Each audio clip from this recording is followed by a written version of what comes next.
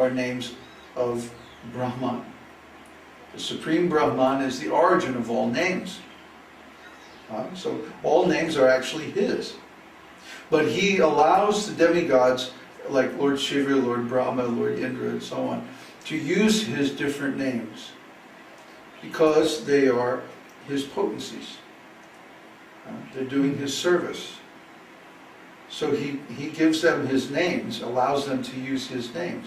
So Shiva is actually a name of the Supreme Lord. I was surprised when I first started studying Vishnu Sahasranam, how many names of Lord Shiva are in there. And I didn't understand why it was like that until I started studying Vedanta. And I realized that actually all these names are Lord Vishnu's names. No problem. Another question? Yeah, nevertheless a question directly referring to Shiva.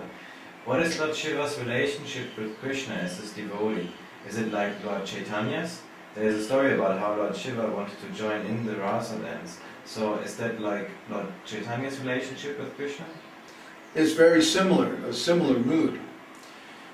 Yeah, in fact, if you go to Vrindavan today, there's a temple of Lord Shiva called Gopeshwar. At the entrance, or near the entrance to the Rasa dance. And Gopeshwar is Lord Shiva who, in conjugal mood, wanted to join the Rasa dance. And the gopis said, well, Lord Shiva, there's a slight problem. Here you have to take bath in Seva Kunj. If you take bath in Seva Kunj, then you'll get a female gopi form. And then you'll be able to, at least serve the Rasa dance. So he took bath in the Seva Kunj and he took a gopi form, and actually a manjari form. And then he became like the guardian. He's the one who decides who can be admitted to the Rasa dance. Gopeshwar. So his position in view of Rajalila is like he becomes the gateway. He's like the guru. Oh, you're qualified, you can go through. Or you're not qualified, you stay out. See? Guru is actually just like a gatekeeper. We don't do anything really. But when somebody comes who has the right desire and also the right attitude, then we simply let them through. We give them the pass. Okay, you can go, you can go. But when somebody comes and they want to approach the Supreme Lord, but they don't have the service attitude, or they don't have the right qualifications, we say, no, you have to stay and study for some time. You have to become qualified, then you can go. See? And people don't like that. This is why it's always a thankless task, to act as guru, because people don't like to be told that, no, you can't go. You have to become qualified. See, they don't like that. They become angry, and then after a while they want to become guru. Even though they're not qualified. But it's the nature of material consciousness to be envious. So when people are in material consciousness, of course, they have to be told, no, you're not qualified to go to the spiritual world. Yeah? You have to do all this sadhana, you have to do all this service, you have to become qualified.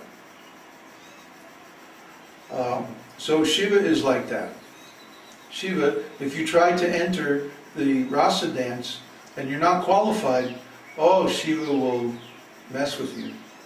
And even today, you can ask anybody in Vrindavan that if somebody tries to go inside the Rasa Mandala and they're not qualified, they'll go mad. It means Shiva's ghosts will attack them and haunt them and drive them crazy. So you cannot force yourself into the rasa dance or the conjugal intimate pastimes of Krishna. You have to be invited.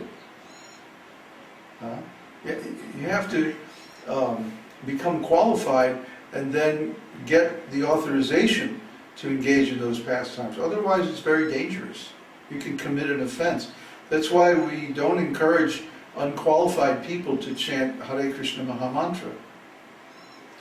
And even we found a passage in the Adi Lila in chapter 17 where Srila Prabhupada says, people who don't have a transcendental education and qualifications should not be encouraged to chant Mahamantra.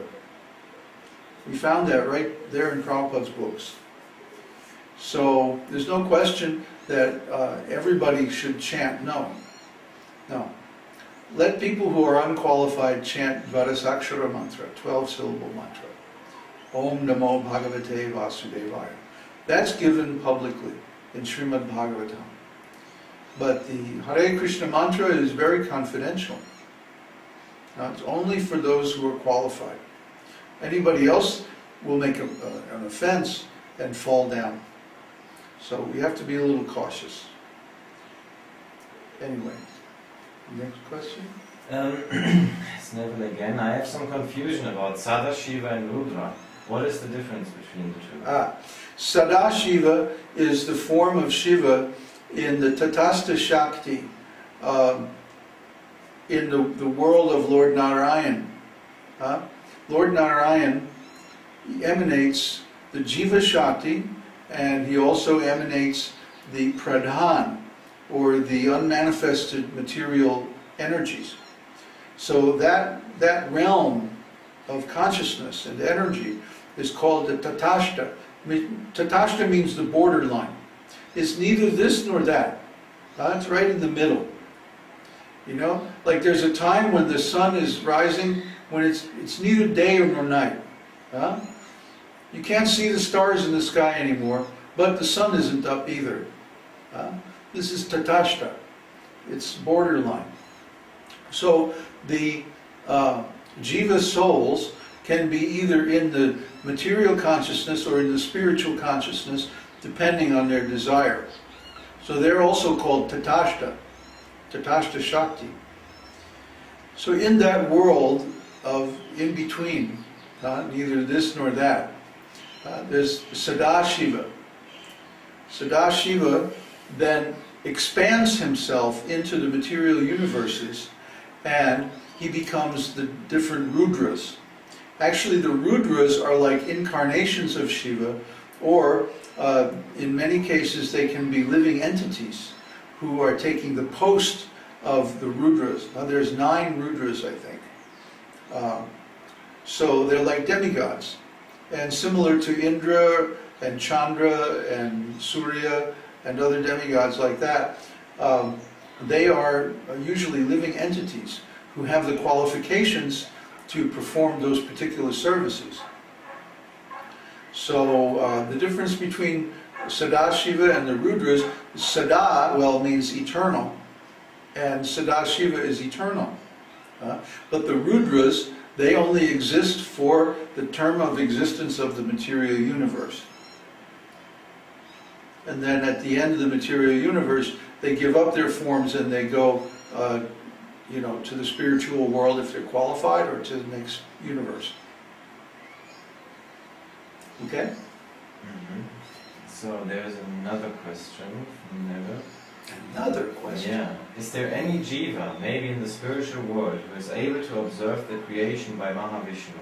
Or is it only described and revealed to certain empowered jivas? Oh boy. I haven't heard or read anywhere in the scriptures of a jiva witnessing the creation.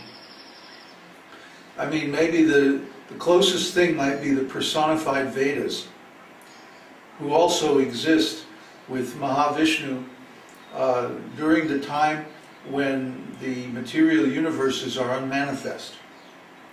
See, the pradhan, or the principle of material creation, emanates from Lord Mahavishnu in the form of all these like bubbles. And when the bubbles expand, they manifest material universes. But then when the material energy is wound up again, all these bubbles go back into the pores of the skin of Mahavishnu.